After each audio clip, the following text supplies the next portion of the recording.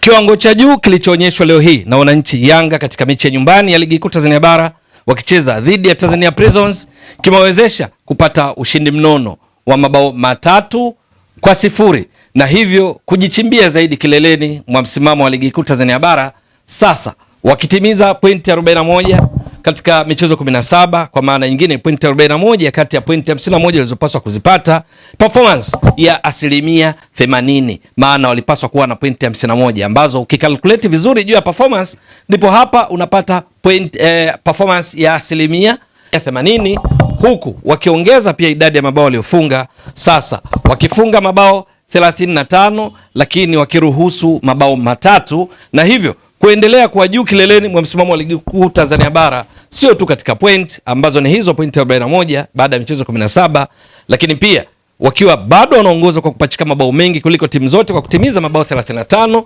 lakini wakiwa ndio timu yenye ukuta imara zaidi mpaka sasa wakiwa wameruhusu mabao 3. Maana leo hii walikuwa na clean sheet katika mchezo ambao golikipa leo hii alikuwa ni Abu Twalibu Msheli, lakini ni Yanga ambayo katika dakika zote 90 za mchezo ndio iliyokuwa kimiliki mpira zaidi, ikishambulia zaidi, tena ikiwa imecheza dakika zote 90 za mchezo haina mshambuliaji wa kiasili. Badala yake leo hii kocha Pedro Gonçalves alianza na mshambuliaji bandia, wanasema false 9, ambaye alikuwa ni Alan Okello, huku akiwa anaungwa mkono na Peodo Pacome Zouzoua na Buba Jammeh, katikati kukiwa na viungo Alan Okello, Maxim Pianzengeli pamoja na Mudathir Yahya Abbas, katika muundo wa baada ya golikipa kuwa na walinzi 4, viungo 3, washambuliaji 3. Lakini Tanzania Prisons walianza na mfumo wa baada ya golikipa Musa George Mbisa na walinzi 4, viungo 4, washambuliaji 2 ambao walikuwa ni George Mpole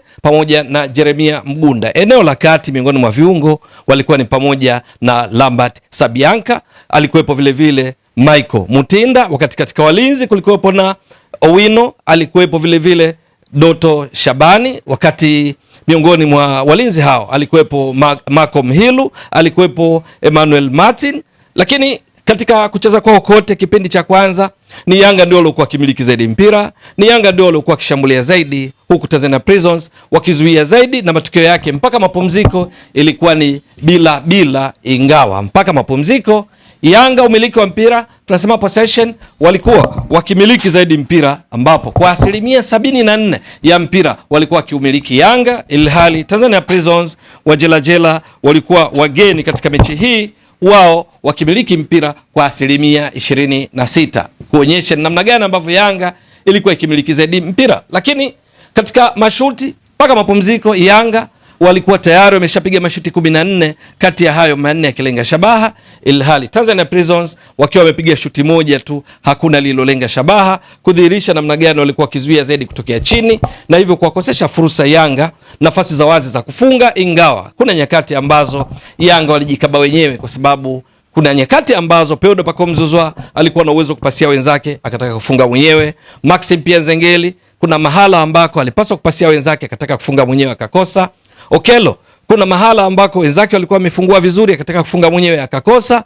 Buba Jammeh dakika ya 3 alikosa nafasi nzuri ya kufunga akiwa ndani ya 6 yards kwenye yard 6, lakini pia kuna nafasi nyingine tena alipoteza akiwa katika nafasi nzuri ya kuweza kufunga. Matokeo yake haikushangaza mpaka mapumziko kwa bila, kutokana na namna ambavyo Tanzania Prisons walikuwa wakizuia vizuri zaidi, na huku Yanga katika nafasi walizokuwa wakizitengeneza wakizipoteza wenyewe. Lakini katika kipindi cha pili, baada ya mazungumzo ya mapumziko kwenye dressing room, Yanga walikuja kivingine. Sasa Yanga wakawa wakishambulia, wanafanya majaribio kwa yule ambaye yuko katika nafasi nzuri zaidi, wakipiana nafasi zaidi. Matokeo yake ni nini? Ndipo mabao 3 yakafungwa katika dakika 45 za kipindi cha pili. Bao la dakika ya 50 likifungwa na Alan Okello aliyekuwa mchezaji bora kwa mchezo wa leo kutokana na bao lilofunga, lakini pia bao la pili likifungwa na Mudathir Yahya Abbas katika dakika 58. Safari hii pasi ikitoka kwa Alan Okello ambao ilichangia kwa kiasi kikubwa kuonyesha namna gani mchango wake uliwezesha Yanga kuongoza mabao 2-0, akifunga dakika ya 50, lakini akitoa assist pass saidizi ya bao kwa Mudathir Yahya Abbas katika dakika ya 58, lakini pre-assist katika mabao yote zikitolewa na Peodo Pacome Zouzoua, kwa maana ya pasi kabla ya pasi saidizi ya bao. Dakika ya 86 Yanga wakaongeza bao lingine la tatu, ambalo hili sasa liliwekwa wavuni na Peodo Pacome Zouzoua, ikiwa ni pasi kutoka kwa Zouk Abuya. Matokeo yake mpaka mwisho wa mchezo Yanga ikiibuka na ushindi huu wa mabao 3-0, huku sasa ikijichimbia zaidi kileleni mwa msimamo wa ligi kuu Tanzania bara, ikiwa haina pressure kwamba watani zao wa jadi Simba wanaocheza dhidi ya Azam hata wakishinda bado idadi ya pointi watakazotimiza, maana wana pointi 34, watakuwa na pointi 37, na hata wakishinda mchezo mwingine ili kufikisha idadi ya michezo kama waliocheza Yanga 17, Simba ambao tayari wameshacheza mechi 15 watatimiza pointi 40, ilhali wao wakiwa na pointi 41. Kitu gani leo hii kilichowabeba Yanga? Kwanza ni juu ya kutawala mchezo katika dakika zote 90.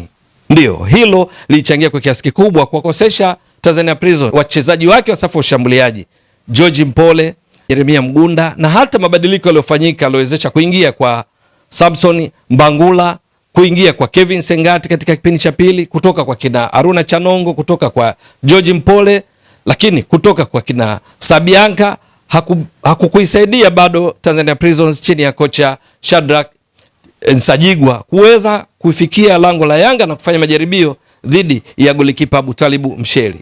Hilo lilisaidia sana Yanga. Lakini la pili ni katika kipindi cha pili kubadilika, kwamba nafasi walizokuwa wakizitengeneza walau wakazitumia, na hasa kwa kupeana nafasi, kwamba aliyekuwa kwenye nafasi nzuri anampasia aliye katika nafasi nzuri zaidi, tofauti na kipindi cha kwanza ambapo walikuwa wakifika kwenye lango la Tanzania Prisons mara nyingi, lakini majaribio yao hayakuwapatia bao lolote mpaka mapumziko, kama tulivyotoka kuona wakipiga mashuti 14, manne yakilenga shabaha. Lakini jambo lingine ni juu ya Tanzania Prisons, walitekeleza vyema mpango kazi wa kuzuia katika kipindi cha kwanza, lakini kipindi cha pili walionekana kufanya makosa ambayo Yanga walikuja kuyatumia vizuri. Kwa mfano, bao la Peodo Pacome Zouzoua ni matokeo ya mpira wa kujibu. Ni wao Tanzania Prisons walikuwa wakijaribu kushambulia, kujaribu kupata wala ubao, lakini Yanga wakawa smart, wakawiba mpira, pasi ndefu kwenda kwa Peodo Pacome Zouzoua ikamfanya awe katika nafasi huru ya kumwelekea golikipa na kumpigia chenga, kwa sababu mabeki walikuwa wameshapanda juu karibu na katikati ya mstari wa uwanja.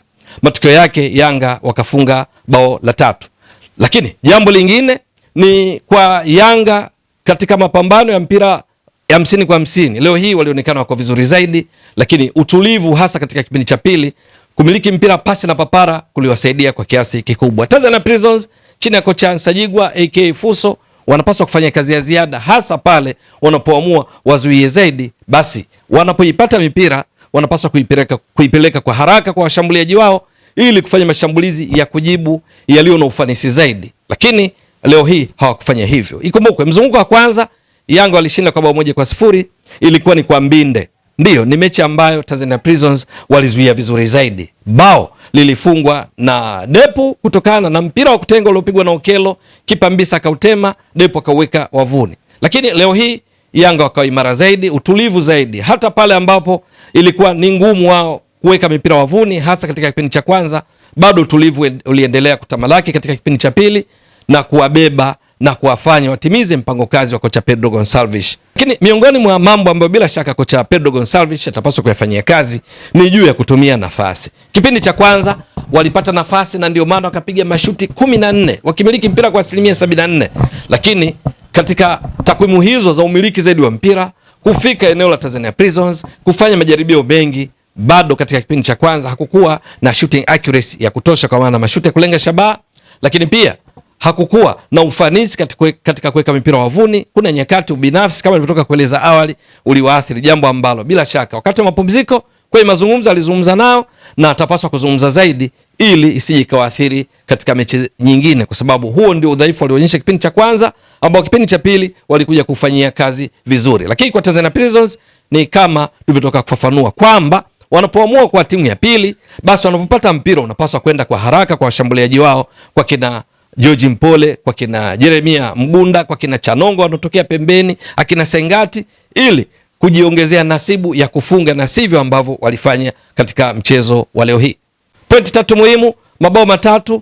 Bila shaka Simba, Azam, timu nyingine zote, JKT Tanzania wanapaswa kuongeza jitihada zaidi, maana tayari Yanga wangali wakiongoza kwa pointi 41, ilhali Simba inayofuatia hivi sasa ikiwa na pointi 34. Kuna pointi 7 tofauti baina yao, lakini Simba imecheza michezo pungufu kulinganisha na Yanga. Itakuwa vipi? Ni swala la kusubiri na kuona. Ewe mtazamaji wa Mbwaduke Stats Sport Next Level, endelea kuunga mkono channel hii kwa kuhakikisha kama una subscribe, una share, una like na kucomment. Mwasilishaji wako ni mimi Ramadhani Mbwaduke almaarufu kama Mzee wa Data. Shukran jazilan. Bye bye.